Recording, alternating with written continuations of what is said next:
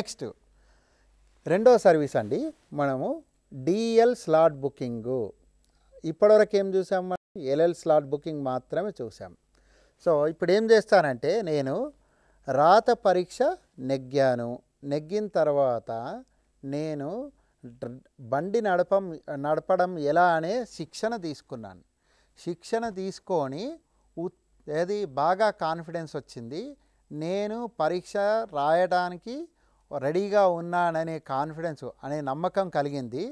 అప్పుడు నేను వెళ్ళి ఏం చేస్తానంటే డ్రైవింగ్ లైసెన్స్ గురించి స్లాట్ బుకింగ్ రిక్వెస్ట్ పెట్టుకుంటాను. సో ఎప్పుడైతే రిక్వెస్ట్ పెట్టుకుంటామో అప్పుడు అవన్నీ మళ్ళీ డీటెయిల్స్ అడుగుతుందండి. ఏంటి? నా పేరు, నా లాస్ట్ నేము, మదర్ నేము, ఓకే, ఇవన్నీ కూడా డీటెయిల్స్ అడుగుతుందండి. ట్రాన్సాక్షన్ టైపు ఇవన్నీ కూడా అడుగుతుంది. అయితే మళ్ళీ డీటెయిల్స్ అన్నీ ఎంటర్ చేస్తామండి. ఎంటర్ చేసిన తర్వాత ఇక్కడ డాక్యుమెంట్స్ అటాచ్ చేస్తామండి. డాక్యుమెంట్స్ ఎందుకు అటాచ్ చేస్తాము? ఇంతకు మునుపు మనం లర్నింగ్ లైసెన్స్ తీసుకున్నప్పుడు క్లియర్గా చెప్పలేదు. ఏంటి ఎలాంటి లైసెన్స్ కావాలనే డీటెయిల్స్ అక్కడ చెప్పలేదు. ఇక్కడ అన్ని డీటెయిల్స్ చెప్తాం. ఏది హెవీ వెహికలా, స్మాల్ వెహికలా, లేకపోతే పబ్లిక్ క్యారింగ్ వెహికలా, ఇలాంటి డీటెయిల్స్ అన్నీ కూడా చెప్తాం. కాబట్టి దాన్ని ఎంటర్ చేయాలి. ఇక్కడ ఆ ప్రూఫ్స్ ఏదైతే ఆ డాక్యుమెంట్స్ ఉన్నాయో అవన్నీ కూడా అటాచ్ చేయాలి. చేసిన తర్వాత టెస్ట్ సెంటర్ అడుగుతుందండి. టెస్ట్ సెంటర్ అంటే ఏంటి? ఇక్కడ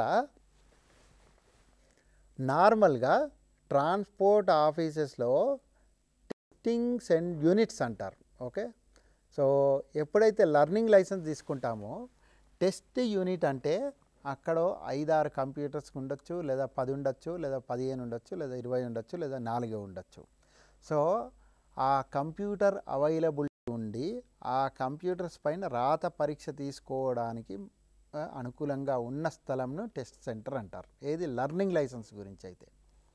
అదే డ్రైవింగ్ లైసెన్స్ గురించి అయితే మనకు టెస్ట్ సెంటర్స్ వేరే ఉంటాయి. టెస్ట్ సెంటర్స్ ఏంటి అంటే విశాలమైన స్థలంలో ఈ బల్ల నడపడానికి పరీక్ష ఉంటుంది.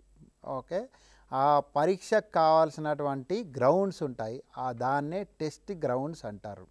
సో ఏ టెస్ట్ గ్రౌండ్లో మనం పరీక్ష తీసుకోదలుచుకున్నాము అనేది మనం స్పెసిఫై చేయొచ్చండి.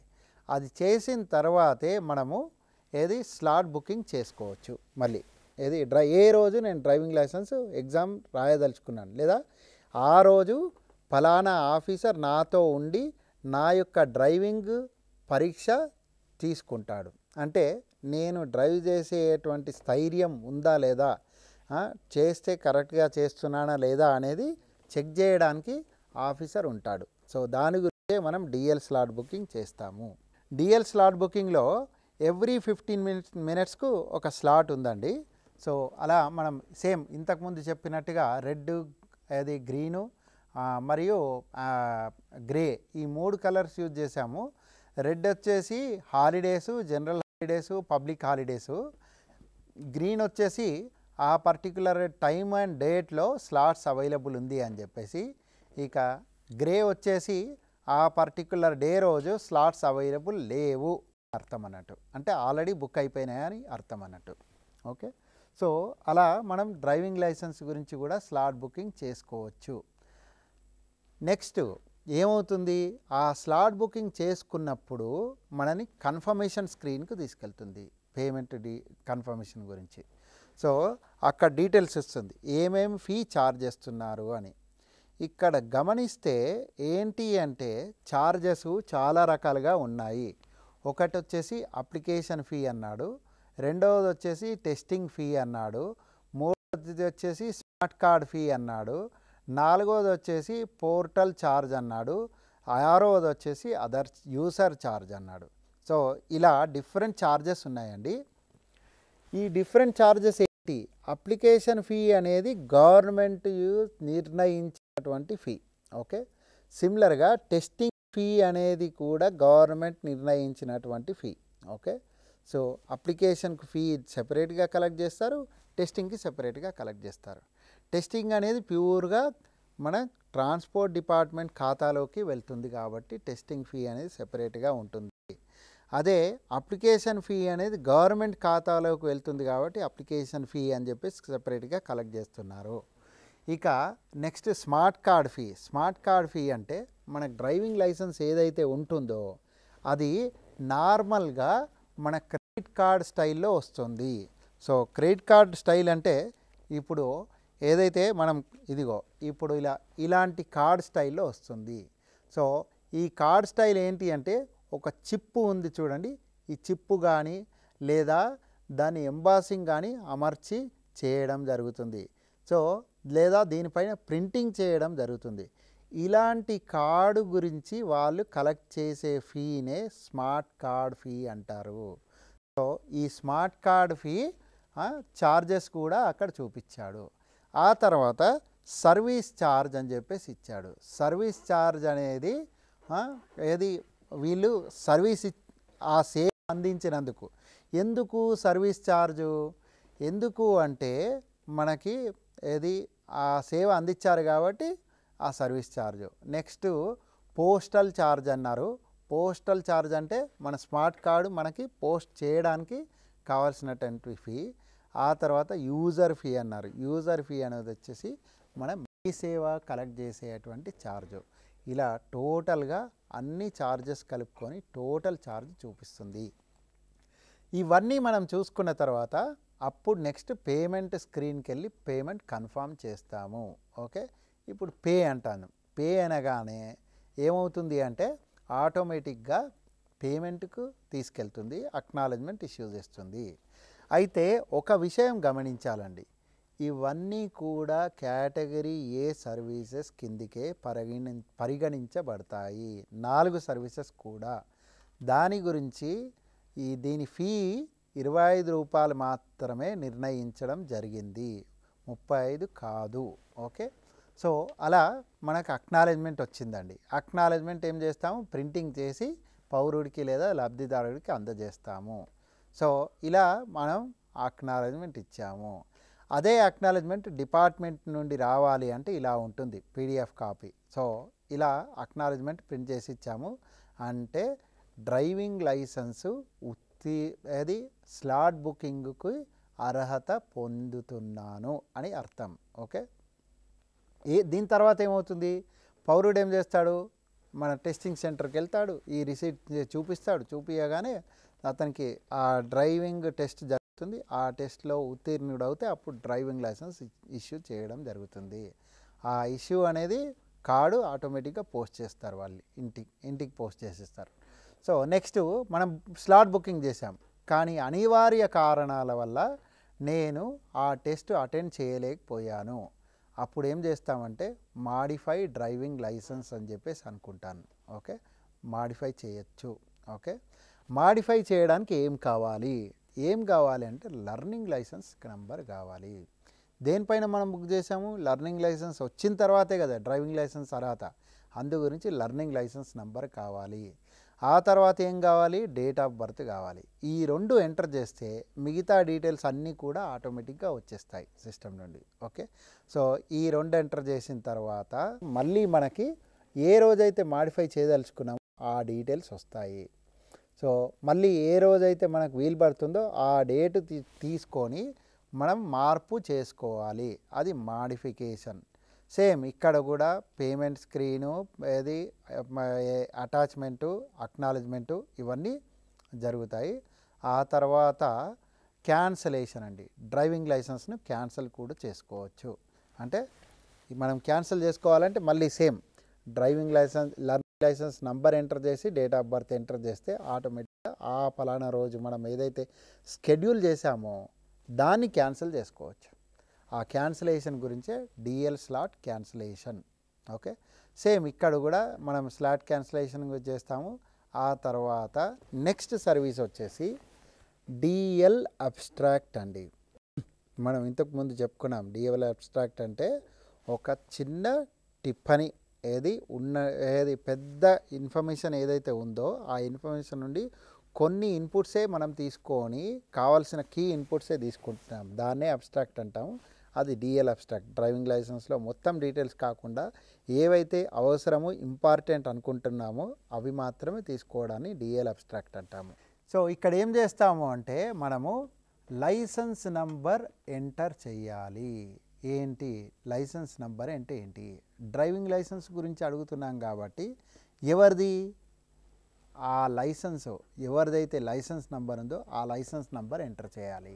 ఓకే, ఆ తర్వాత ఏ ఆఫీస్ నుండి అడుగుతున్నాము ఈ లైసెన్స్ నంబరు, ఆ తర్వాత డేట్ ఆఫ్ బర్త్ ఏంటి, ఈ డీటెయిల్స్ ఎంటర్ చేస్తే ఆటోమేటిక్గా డ్రైవింగ్ లైసెన్స్ యొక్క అబ్స్ట్రాక్ట్ డీటెయిల్స్ మనకు అందజేయటం జరుగుతుంది ఆఫీస్ నుండి, డిపార్ట్మెంట్ నుండి. సిమిలర్గా నెక్స్ట్ ఏం చేస్తాం, పేమెంట్ స్క్రీన్కి వెళ్తాము. పేమెంట్ స్క్రీన్కి వెళ్ళి కన్ఫర్మ్ చేస్తాము. కన్ఫర్మ్ చేసిన తర్వాత అప్పుడు అక్నాలెడ్జ్మెంట్ ఇవ్వడం జరుగుతుంది.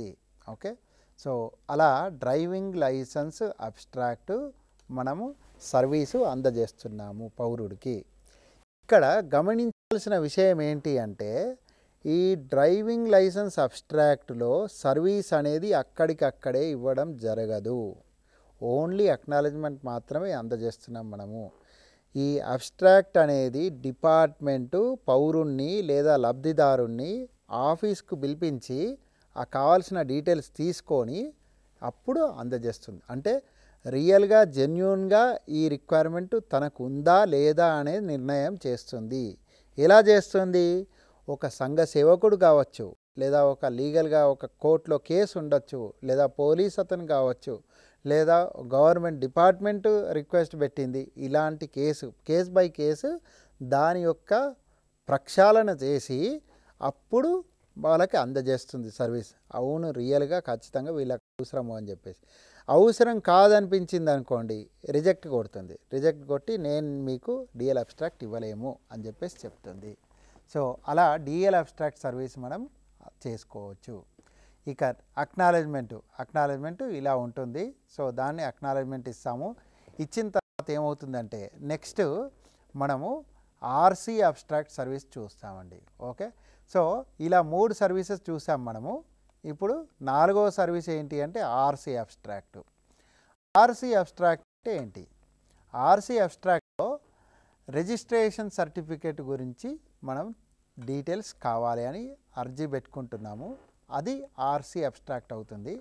ఇక్కడ వెహికల్ యొక్క రిజిస్ట్రేషన్ నంబర్ కావాలండి అండ్ చాసిస్ నంబర్ లేదా లాస్ట్ 5 డిజిట్స్ ఆఫ్ చాసిస్, ఈ నంబర్ ఉంటే తప్ప మనము ఆర్సీ అబ్స్ట్రాక్ట్ పొందలేము. సో ఎందుకు అంటే ఇది ఫ్రాడ్ జరగకుండా ఉండటానికి ఇలాంటి ఇన్ఫర్మేషన్ అడిగారు. ఇక్కడ కూడా మనం గమనించాల్సిన విషయం ఏంటి అంటే చాలా కాన్ఫిడెన్షియల్ ఇన్ఫర్మేషన్ మనము ఒక వెహికల్ గురించి అడుగుతున్నాం కాబట్టి ఆ డీటెయిల్స్ వెంటనే అందజేయడం జరగదు. డిపార్ట్మెంట్ వాళ్ళు ఆఫీస్కి పిలిపించి అప్పుడు సర్వీస్ను అందజేస్తారు అలా. సో అది ఆర్సీ అబ్స్ట్రాక్ట్ అండి. ఇక్కడ ఇది ఎంటర్ చేయగానే ఆటోమేటిక్గా మళ్ళీ అడుగుతుంది, అమౌంట్ అవన్నీ చూపిస్తుంది. పేమెంట్ స్క్రీన్ తీసుకెళ్ళి, సో పేమెంట్ స్క్రీన్ తీసుకెళ్ళిన తర్వాత అది కరెక్టేనా లేదా అనేది మనం చూసుకున్న తర్వాత అప్పుడు పేమెంట్ ప్రాసెసింగ్ చేయాలి. ఓకే, పేమెంట్ ప్రాసెసింగ్ చేసిన తర్వాత అక్నాలెడ్జ్మెంట్ వస్తుందండి. సో అక్నాలెడ్జ్మెంట్ ఏం చేస్తానంటే పౌరుడికి ప్రింట్అవుట్ తీసి ఇచ్చేస్తాను. అది మన పేమెంట్ కంప్లీట్ అయింది. ఏది ఆర్సీ అబ్స్ట్రాక్ట్ గురించి. ఓకే, సో ఇలా ఈ 4 సర్వీసెస్ను మనము అందజేయచ్చు.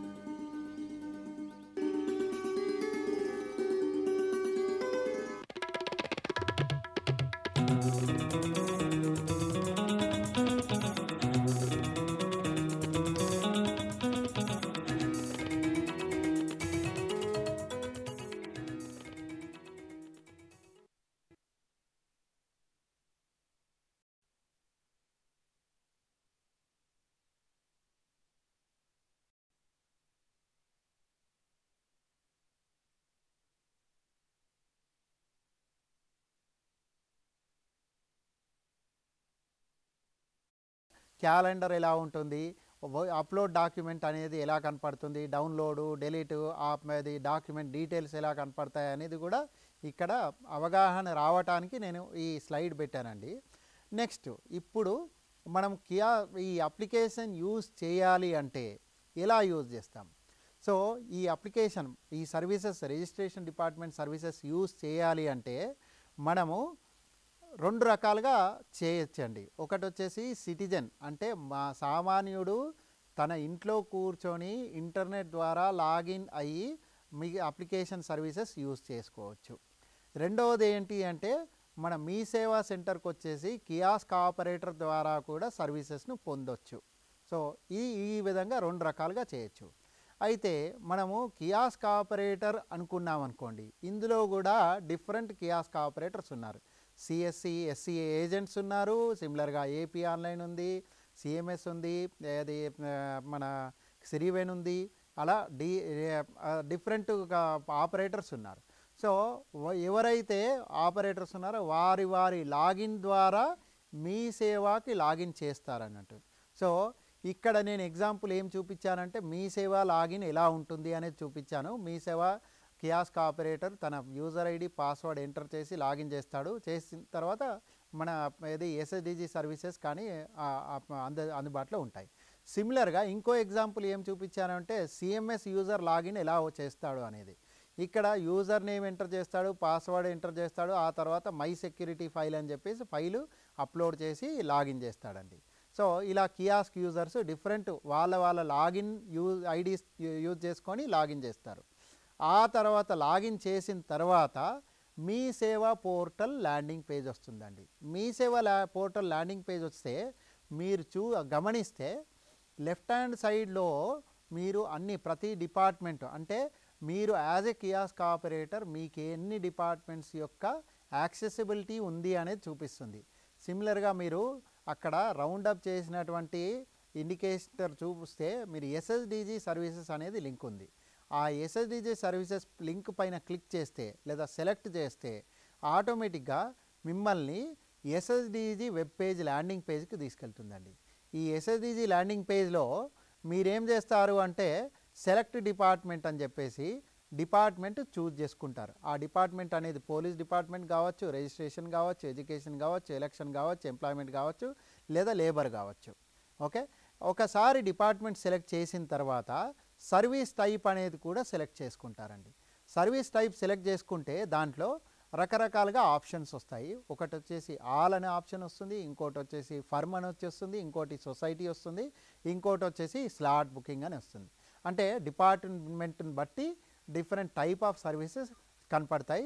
దాన్ని సెలెక్ట్ చేసుకొని సెర్చ్ అన్నామంటే అప్పుడు ఇప్పుడు ఇక్కడ చూస్తే మీరు ఆప్షన్స్ ఆలు, ఫర్ము, సొసైటీ అండ్ స్లాట్ ఇచ్చాడు. ఓకే, సిమిలర్గా ఒకసారి సెర్చ్ కొట్టగానే మీకు ఏవైతే సర్వీసెస్ ఉన్నాయో అవన్నీ లిస్ట్ కనపడతాయి. సో ఇక్కడ టోటల్గా మనం 7 సర్వీసెస్ చూపించామండి. ఎందుకు అంటే ఈ 7 సర్వీసెస్ను కూడా మనము టెస్టింగ్ చేయడం జరిగింది డిపార్ట్మెంట్ డేటాబేస్తో. అవన్నీ పనిచేస్తున్నాయి కాబట్టి 7 సర్వీసెస్ మాత్రమే చూపిస్తున్నాం ఇక్కడ. మిగతా 3 సర్వీసెస్ మనం మాట్లాడుతుండగా టెస్టింగ్ జరుగుతూ ఉంది. సో కాబట్టి అవి చూపించలేదు ఇక్కడ.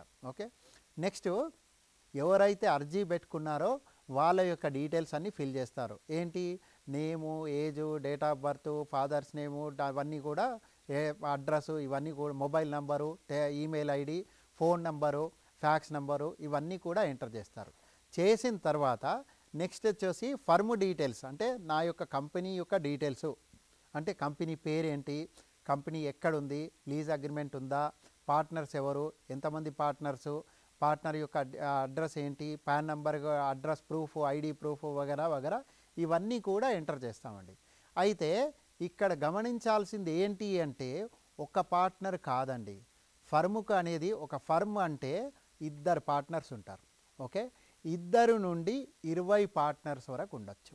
20 పార్ట్నర్స్ వరకు ఉండొచ్చు. ఓకే, సో 20 పార్ట్నర్స్ ఎప్పుడు ఉంటారు, 2 పార్ట్నర్స్ ఎప్పుడు ఉంటారు. ఓకే, ఈ 20 పార్ట్నర్స్ అనేది large organisation, public limited company అలాంటి దాంట్లో ఉంటారు. 10 పార్ట్నర్స్ అనేది డిఫరెంట్ టైప్స్ ఆఫ్ కంపెనీస్కి ఉంటారు. సిమిలర్గా 2 పార్ట్నర్స్ అనేది మినిమం అండి. ఓకే. సో మినిమం 2 పార్ట్నర్స్ ఉంటేనే ఆ కంపెనీని మనం రిజిస్ట్రేషన్ చేస్తాము, లేకపోతే చేయము. సో ఇది కండిషన్ మనం గుర్తుంచుకోవాలండి. సో మరి దీనికి కావాల్సిన డాక్యుమెంటేషన్ ఏంటి? కావాల్సిన డాక్యుమెంటేషన్ ఏంటి అంటే కొన్ని జనరల్గా రిక్వైర్మెంట్స్ ఇచ్చారు. ఏది మన మొదట్లో మీరు చూస్తే మొదట్లో నోట్ అని ఇచ్చాము. అక్కడ నోట్లో 1 2 3 4 5 అని చెప్పేసి అక్కడ ఇచ్చాము. ఆ 1 2 3 4 5 ఏంటి అంటే ఫర్మ్ రిజిస్ట్రేషన్ చేయడానికి ఏం కావాలి అనేది ఇచ్చామన్నట్టు. మ్యాండేటరీ రిక్వైర్మెంట్స్ ఇచ్చాము.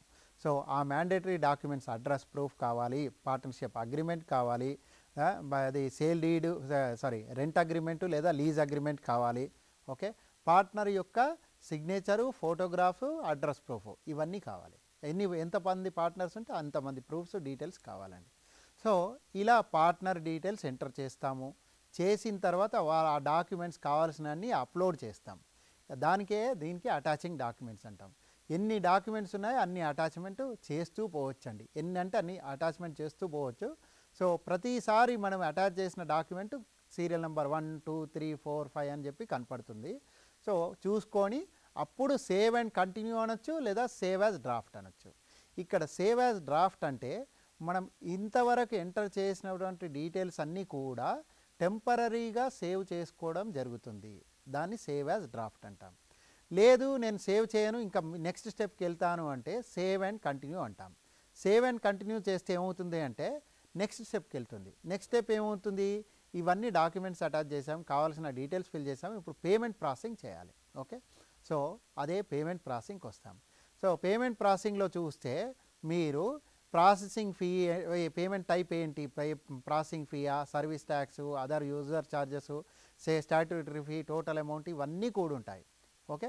సో ఇప్పుడు ఇవన్నీ చూపిస్తుంది. ఈ సర్వీస్కు మనము ఫర్మ్ రిజిస్ట్రేషన్ చేయాలి అంటే 500 రూపాయలండి. సో 500 రూపాయలు చూపిస్తుంది. పే అనగానే ఏమవుతుంది, పేమెంట్ ప్రాసెస్ అవుతుంది. ఓకే. పేమెంట్ ప్రాసెస్ అయిన తర్వాత అక్నాలెడ్జ్మెంట్ వస్తుంది. ఈ అక్నాలెడ్జ్మెంట్ అనేది 2 రకాలుగా కనపడుతుంది మనకు.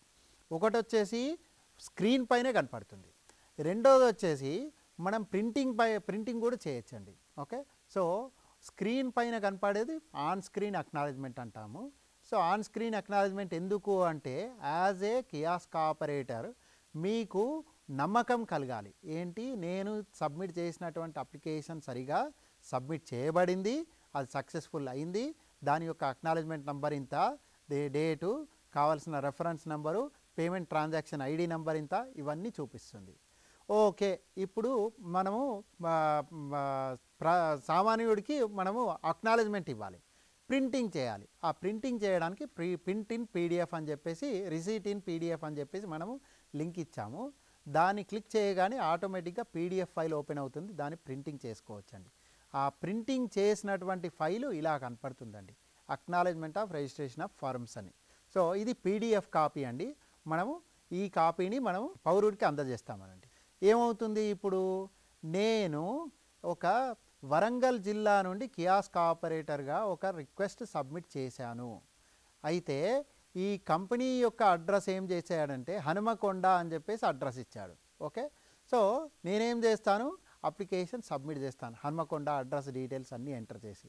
ఆటోమేటిక్గా ఇదేమవుతుంది అంటే వరంగల్ జిల్లా డిస్ట్రిక్ట్ రిజిస్ట్రార్ ఆఫీస్కి వెళ్ళిపోతుందండి ఆటోమేటిక్గా. ఎందుకు అంటే ఇక్కడ ఈ అడ్రస్తో ముడిపడి ఉంటుందండి.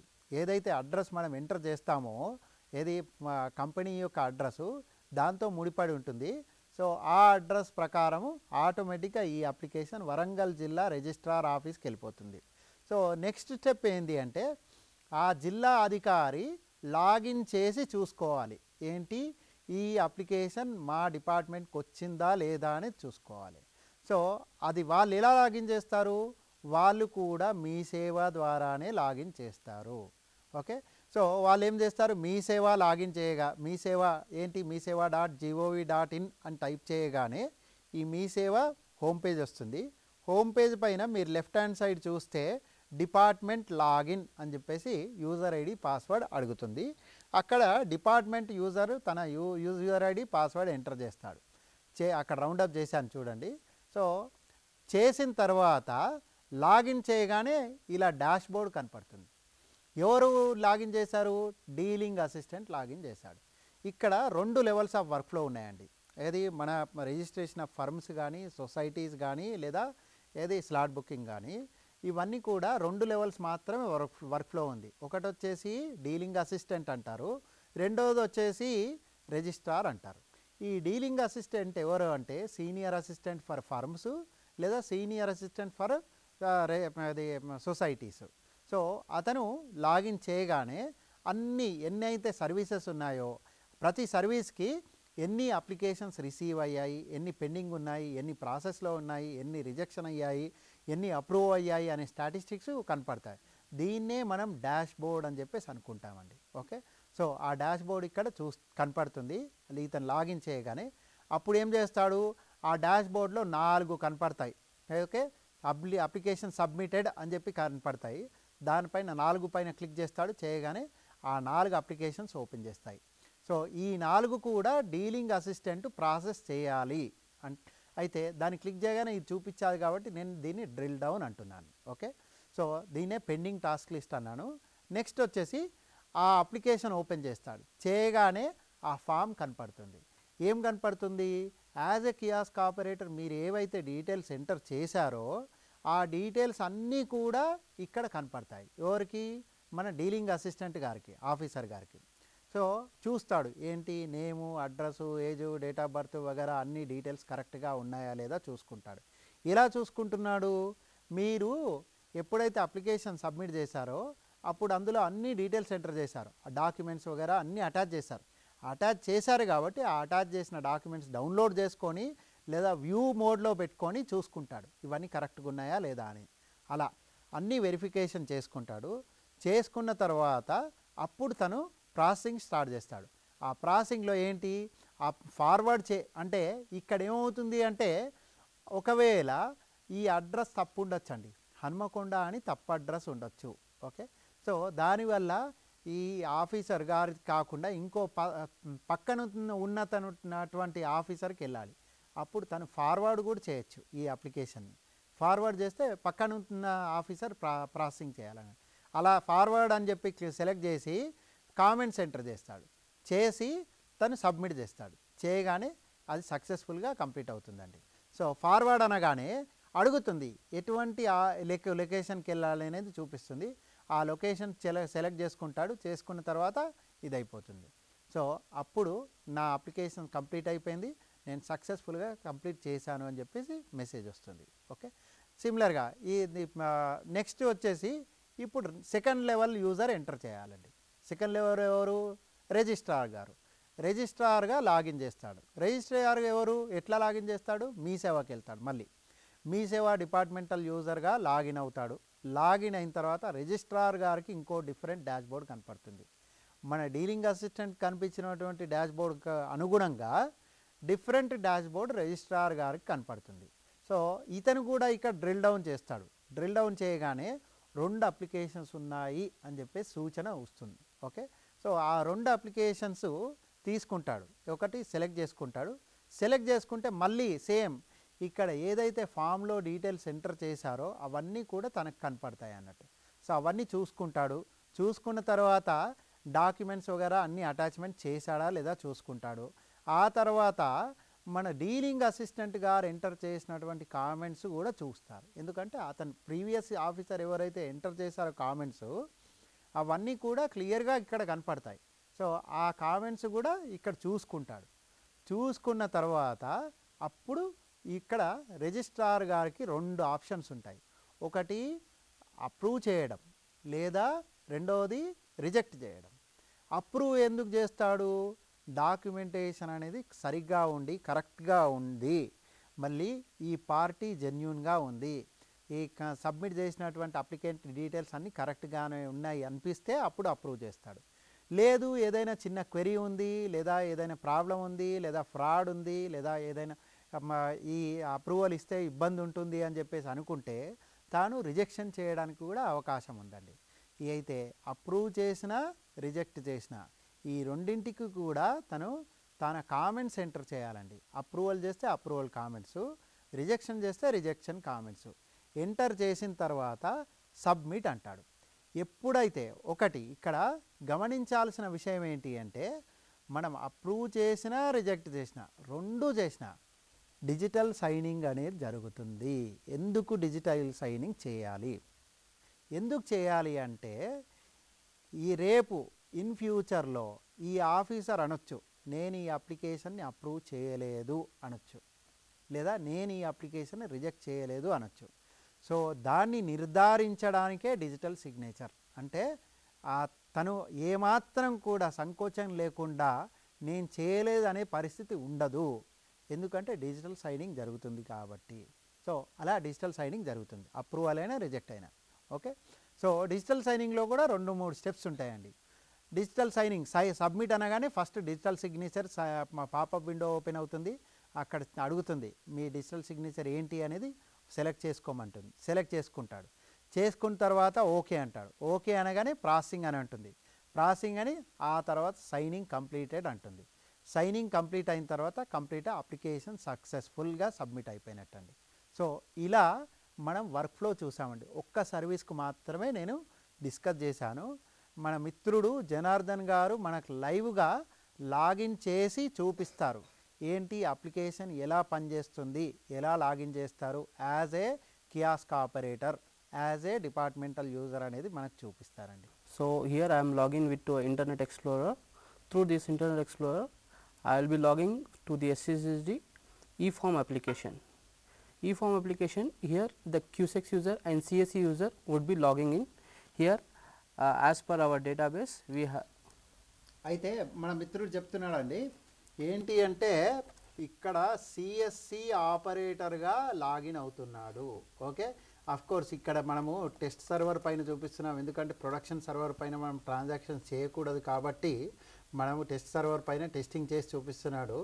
ఇక్కడ SSDG CSC 01 అని చెప్పేసి ఒక యూజర్గా లాగిన్ చేస్తున్నాడు. అయితే ఇది ఈఫామ్ అనే అప్లికేషన్, ఇక్కడ SSDG అనేది 2 రకాలుగా ఉంటుంది. మేము ఈఫామ్ అనేది ఒక అప్లికేషన్ ఉంటుంది, సెంట్రల్ అప్లికేషన్ ఇంకోటి, 2 ఉంటాయి.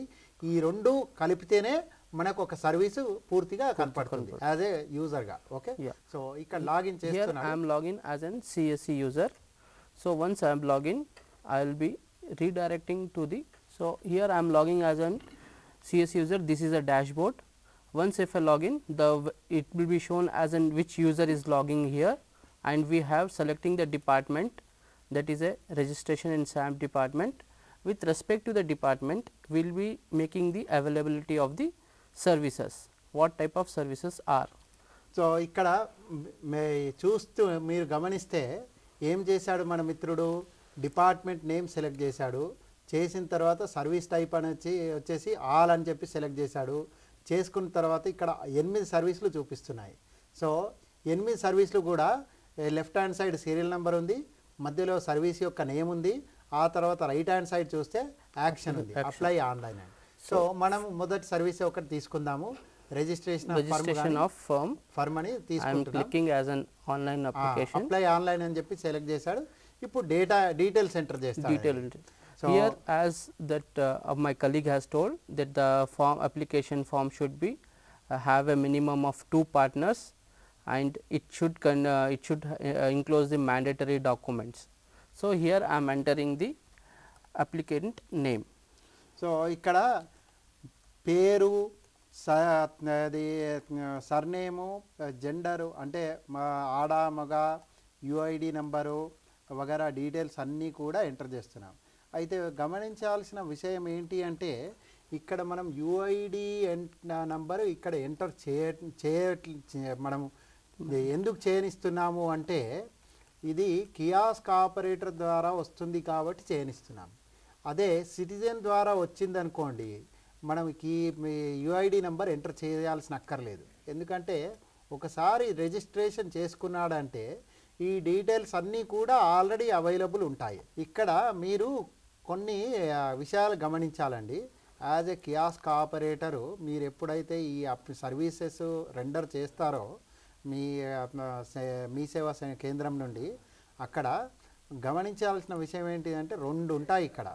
ఒకటి డిస్టిక్ అని ఉంటుంది, ఇంకోటి వచ్చేసి రిజిస్ట్రేషన్ డిస్టిక్ అని ఉంటుందండి.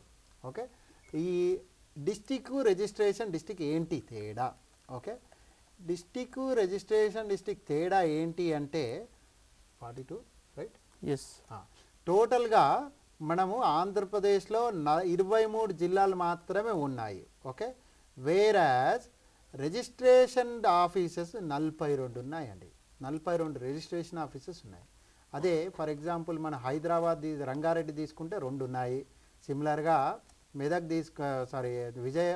వైజాగ్ తీసుకుంటే 2 ఉన్నాయి.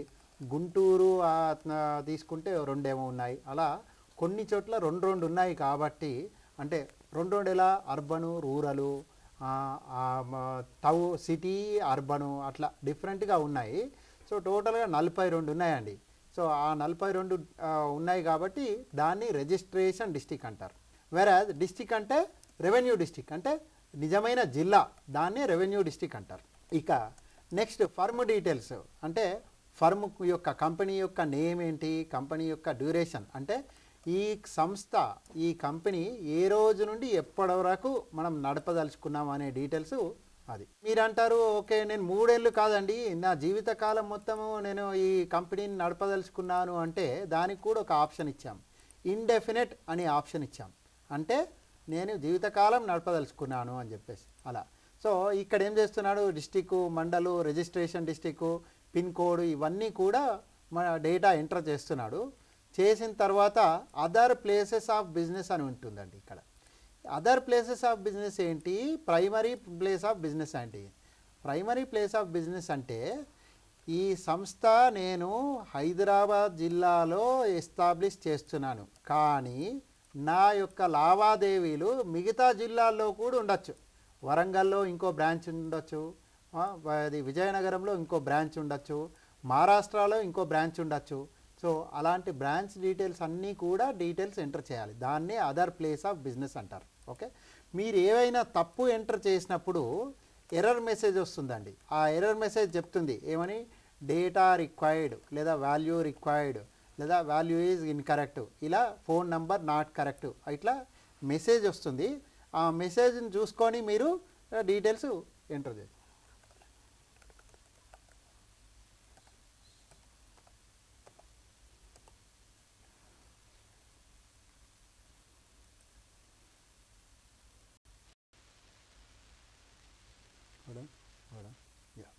ఓకే, సో ఇక్కడ అదర్ ప్లేస్ ఆఫ్ బిజినెస్ అని చెప్పేసి ఎంటర్ చేశాడు. చేసిన తర్వాత పార్ట్నర్ డీటెయిల్స్ అన్నాడండి. పార్ట్నర్ డీటెయిల్స్ అంటే నేను ఫస్ట్ పార్ట్నర్ నా డీటెయిల్స్ ఆల్రెడీ వచ్చాయి, ఇంకో సెకండ్ పార్ట్నర్ ఉన్నాడు, ఆ పార్ట్నర్ డీటెయిల్స్ కూడా ఎంటర్ చేయాలండి. ఓకే, సో ఆ సెకండ్ పార్ట్నర్ డీటెయిల్స్ ఏంటి, తన ఏజు, ఏ రోజు నా కంపెనీలో పార్ట్నర్గా జాయిన్ అయ్యాడు, తన యొక్క పర్మనెంట్ అడ్రస్ ఏంటి, అలాంటి డీటెయిల్స్ అన్నీ కూడా మనం క్యాప్చర్ చేసుకుంటాము. చేసుకున్న తర్వాత యాడ్ పార్ట్నర్ డీటెయిల్స్ అంటే ఏమవుతుంది, ఇది సెకండ్ పార్ట్నర్ డీటెయిల్స్ యాడ్ అయిపోయింది. మళ్ళీ ఇంకో థర్డ్ పార్ట్నర్ అనుకోండి, అప్పుడు యాడ్ పార్ట్నర్ అంటే మళ్ళీ థర్డ్ పార్ట్నర్, మళ్ళీ యాడ్ పార్ట్నర్ అంటే ఫోర్త్ పార్ట్నర్, ఇలా ఎంతమంది అంటే అంతమంది పార్ట్నర్ డీటెయిల్స్ యాడ్ చేస్తూ పోవచ్చు. కానీ మ్యాక్సిమం 20 పార్ట్నర్స్ మాత్రమే యాడ్ చేయొచ్చు. సో ఇలా పార్ట్నర్ డీటెయిల్స్ ఎంటర్ చేసామండి. Okay, so do we need to enter second one also? yes. So second partner details కూడా ఎంటర్ చేయాలి కంపల్సరీ. ఓకే, సో ఎందుకంటే 2 మినిమం అని చెప్పాను కదండి, ఆ పార్ట్నర్ డీటెయిల్స్ అన్నీ ఎంటర్ చేస్తారు. చేసిన తర్వాత అప్పుడు నెక్స్ట్ డాక్యుమెంట్స్ అప్లోడ్కి వెళ్తాం మనం.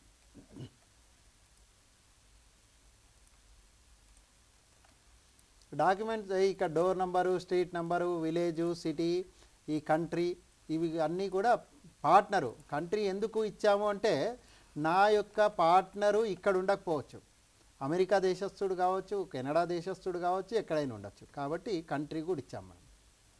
Country it is asking. So మనం ఎంటర్ చేసినటువంటి డీటెయిల్స్ ఇక్కడ క్లియర్గా కనపడతాయండి. కింద 2 first serial number 1 partner details, serial number 2 partner details, 2 partner details కూడా కనపడుతున్నాయి. ఇప్పుడు నేను డాక్యుమెంట్స్కి వెళ్తానండి.